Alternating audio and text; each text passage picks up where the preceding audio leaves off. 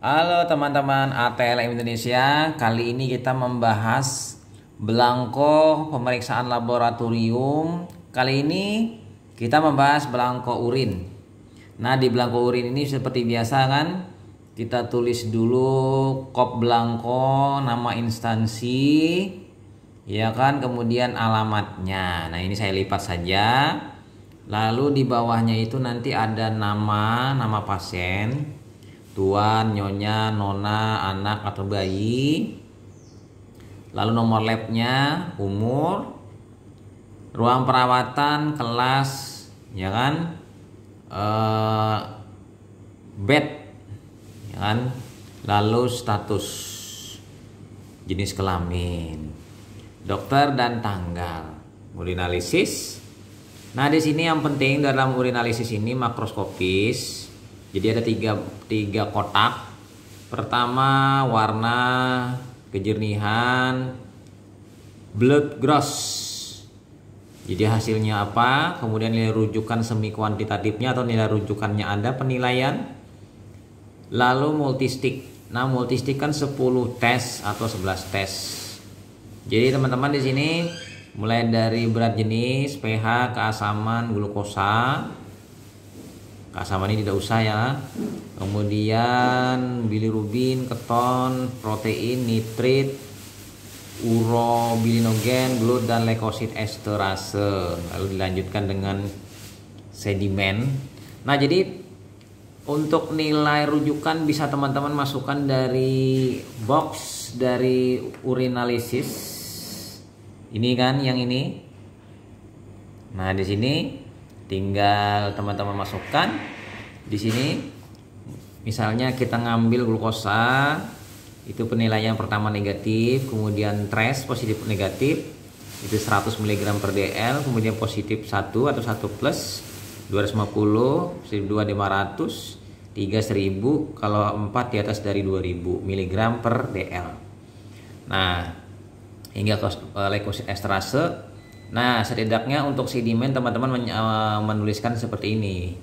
Di sedimen itu yang utama dinilai adalah hanya 2 sebenarnya.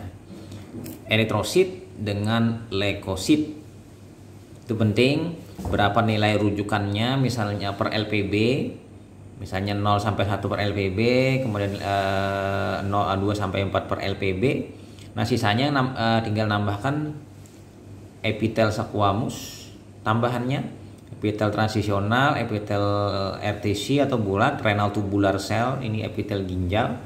Mungkin ada tambahan lain, kuboid, kas hialin, granular, kas leukosit, eritrosit, lalu OFB, oval fat body, sel glitter, sel jamur, bakteri, trichomonas, CA oksalat, fosfat, triple fosfat, uric acid. Nah, ini yang paling banyak. Lalu benang mukus thread, dan titik-titik ini bila tidak ada. Dan di situ cantumkan juga nilai rujukannya, positif negatifnya. Jadi di situ, lalu di bawahnya itu pemeriksa. Nah, untuk nama pasien, alangkah baiknya kalau memang sudah memiliki sistem QR code atau barcode, alangkah baiknya ditempel dengan nempel stiker, bukan ditulis tangan. Kalau memang itu lebih praktis. Ini untuk urin ya. Jadi sedimen pemeriksaan urin itu terbagi 3, makroskopis, multistik, kimia kan, dan sedimen. Setidaknya minimal seperti ini, bisa lebih dari ini, tapi ini cukup. Dari selembar ini kita bisa membuat dari kertas A4 atau F4, bisa dipotong 2. Jadi hasilnya 2. Warnanya kuning. Kenapa kuning memilih? Karena urin itu warnanya kuning. Nah, kita pindah ke temannya, yaitu feses. Jadi feses itu sama, nama, nomor lab, umur, kamar, status, kemudian gendernya, dokter dan tanggal. Terdiri dari makroskopis. Nah, makroskopis kita periksa di situ dari warna, konsistensi, mukus, adanya lendir kan. Kemudian blood gross, darah yang tampak, blood gross itu ya. Nah, setelah itu kita mikroskopisnya sidaknya kita melihat adanya eritrosit, leukosit, amoeba, telur cacing, epitel, makrofag, giardia, larva, cacing. Nah, di sini cetakannya, percetakan belangkonya ini mengatakan telur cacing. Sebenarnya telur cacing bukan telur cacing ya. Kalau telur ini kacang telur nanti. Nah, sisanya mikroskopik yang lain-lain bisa ditambahkan. Lalu untuk kimia itu bisa ada analisa benzidin, stercobilin. Ini sterco ini. Harusnya stercobilin karena percetakannya ini dia mengetik ulang. Jadi kesalahan di mereka, bukan di kita yang membuat masternya awalnya. Kemudian bilirubin, reduksi, ini kimia, nah lain-lain itu sisa pencernaan, amilum, protein, lemak dan lain-lain. Ini belangko feses. Jadi belangko feses ini kita membuat sebuah belangko tadi dicetak ulang oleh mereka, akhirnya ada kesalahan-kesalahan.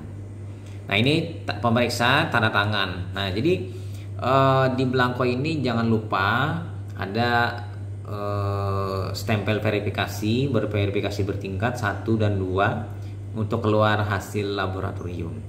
Nah, kira-kira itu teman-teman review kita mengenai bagaimana membuat belangko yang baik dan standar untuk pemeriksaan di laboratorium sehari-hari. Terutama ini saya sarankan kepada teman-teman kita yang berada di puskesmas, dan tidak menutup kemungkinan juga teman-teman yang berada di rumah sakit atau laboratorium klinik atau laboratorium kesehatan daerah, supaya menilainya lebih mudah karena ada nilai rujukannya. Kalau PSS ini tidak ada nilai rujukannya, alangkah baiknya teman-teman bisa mengubahnya dengan mencantumkan nilai rujukannya di sampingnya. Nah, kira-kira itu saja teman-teman mengenai belangko pelaporan urinalisis dan feses.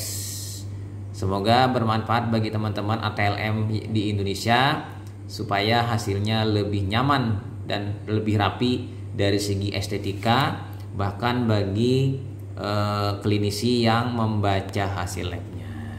Sampai jumpa di video-video selanjutnya. Saya Ahmad Lab pamit. Bye.